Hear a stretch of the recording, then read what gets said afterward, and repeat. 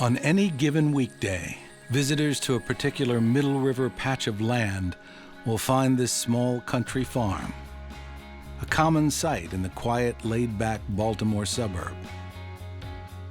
But on the weekends, a contagious enthusiasm invades the countryside as junior birdmen take to the skies, invoking the spirit of Charles Lindbergh and Amelia Earhart. We have a lot of fun. It's a camaraderie thing.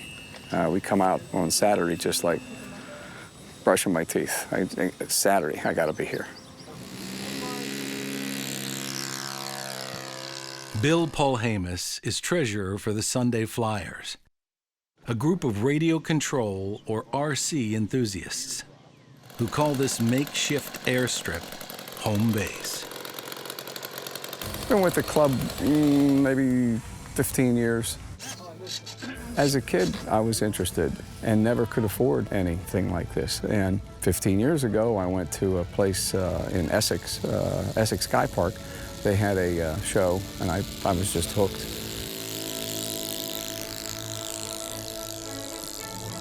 Today, we call it a Cub wannabe. If you have a Cub, Piper Cub, plane, then you bring it out and you fly it. If you don't, it doesn't matter.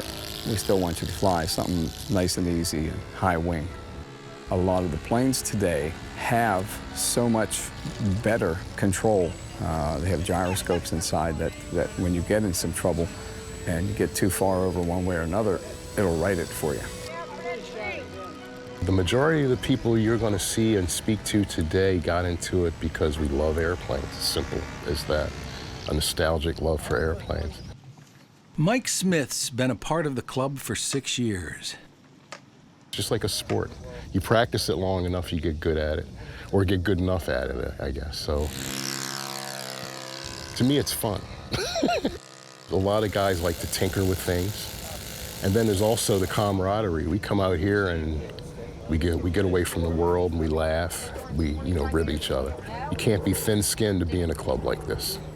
This is a 91 OS 4-cycle, and 4-cycle is the same as your lawnmower motor. In the world of RC planes, there are two basic types of engine: fuel and electric.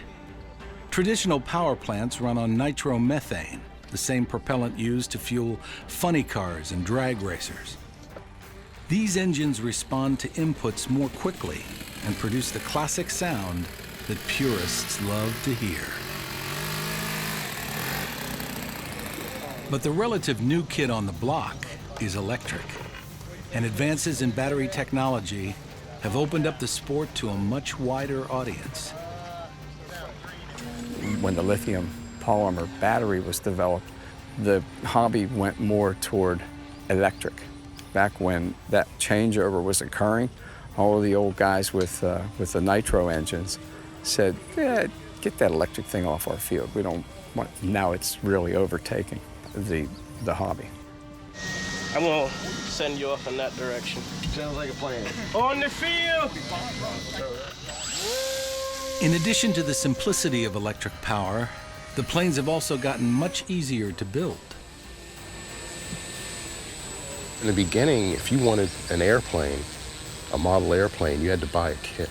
You had to build it from scratch. Someone would buy a plane, a kit, and they'd start putting it together. 3 or 4 months later, they'd still be half built, and they'd lose interest, and they'd be on their way. Then the airplane manufacturers came up with a thing called an ARF, an ARF, almost ready to fly. That plane, to get it together and in the air, took maybe 2.5 hours. Well, the hobby changed, gosh, probably, 10, 15 years ago, when they started coming out with the ARFs, the almost ready to fly aircraft. With nearly half a century of experience flying model airplanes, Cliff Tacey has an old-school perspective. They're beautiful airplanes from a scale standpoint. You can't beat some of these airplanes for how great they look. The only thing is they're sold en masse, okay? And when you come out to the field with one of those, you're probably going to see maybe 3 or 4 of them there, just like yours. What I like about building the way I build is I like to have something that's unique. Nobody else has one. If you don't have nice stands like we have here, then you're laying on the ground doing this. When he first started flying, building the airplane was always part of the process. It's still a big part of Hold his. that in place. With building these kind of models, you do a little research, and then you either scratch build it, or you look around for a kit of that particular aircraft type, and then put your color scheme and your touches on it. What we have here is an example of a kit that's stick and fabric construction. You have plywood, balsa. As I say, it's a kit. Most of your parts that are large parts, like these formers, are already cut out for you. The sticks you cut to length according to the plans. Scale planes are modeled after full-size manned aircraft. During scale model flying competitions, the devil is in the details, all the way down to who's sitting in the pilot's seat.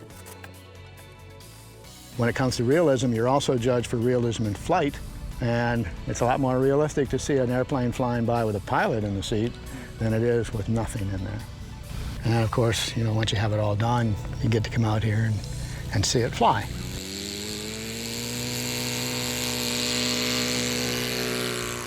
Growing up, I used to watch all the old airplanes of the 40s and the 50s, all the light aircraft like this taking off and landing, and loved it.